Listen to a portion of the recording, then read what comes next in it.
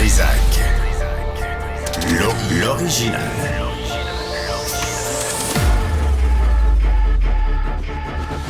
Du Trizac.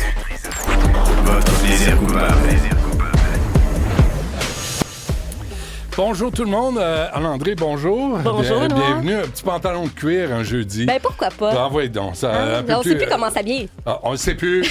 Il fait frais, il fait chaud, il neige, il fait beau. Là, j'ai pas de bas, mais j'ai des pantalons de cuir. OK. C'est correct. Pantalon, pas de bas. Oh, mon Dieu. Les ressources humaines, allô? Ouais, bonjour. Non, je m'en mêle pas. Aujourd'hui, grosse émission et une exclusivité. Attends, attachez ça. Alain-André, tu le sais, toi, tu es au courant, tu es dans la salle. On a préparé ça. D'abord, à 1h, on va recevoir notre collègue Alexandre Moranville et sa compagne, sa conjointe, l'amour de sa vie, Virginie. C'est un bel exemple de jeunes qui quittent Montréal. Pourquoi ils quittent Montréal?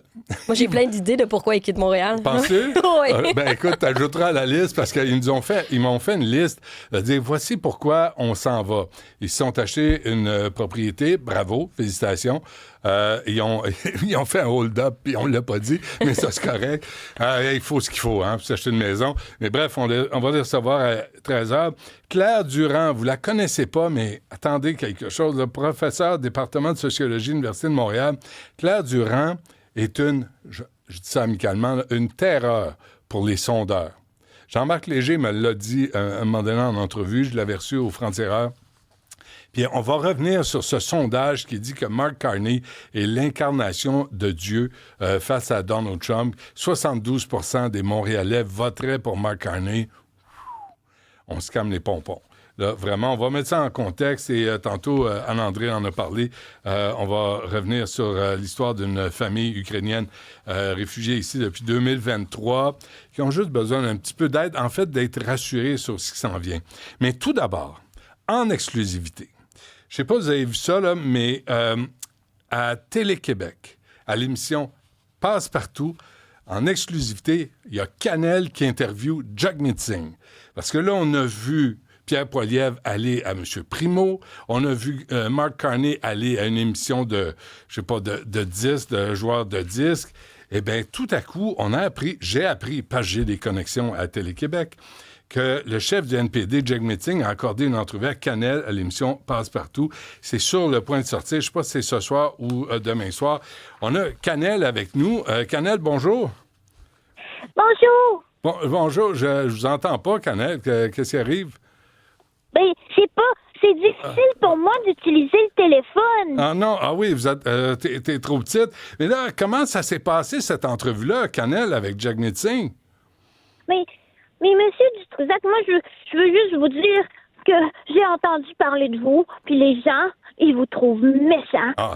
Chez nous, à Télé-Québec, les gens, ils disent que vous êtes méchants, mais moi, je trouve que c'est important d'aimer son prochain, et c'est pour ça que j'accepte de vous parler aujourd'hui. Bon ben, t'es fine, Canel. Arrête d'écouter les langues sales. Tu fais bien. Tu vas voir que je suis vraiment pas méchant. Moi, je suis content que tu sois à l'émission, et je souligne l'accomplissement que tu as réussi à avoir Jagmeet Singh en exclusivité, en entrevue à Passe-Partout.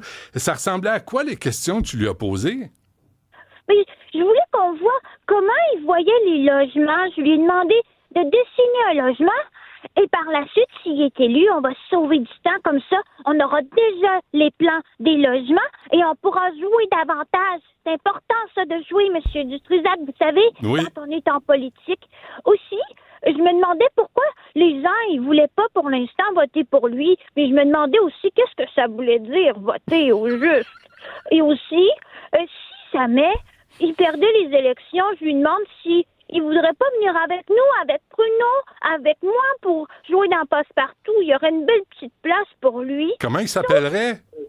On est en train de cogiter sur les noms. Il y aurait peut-être Passe-Gauchiste, mais c'est pas encore au point. Ah oui. Puis, mais Canel, tu l'as vu, Jagmeet Singh il est venu à Montréal pour présenter les candidats au Québec. Puis là, il s'est battu avec un sac de frappe. Là. Il était vraiment violent.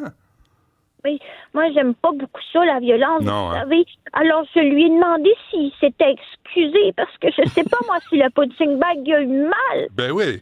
Puis qu'est-ce qu'il a répondu?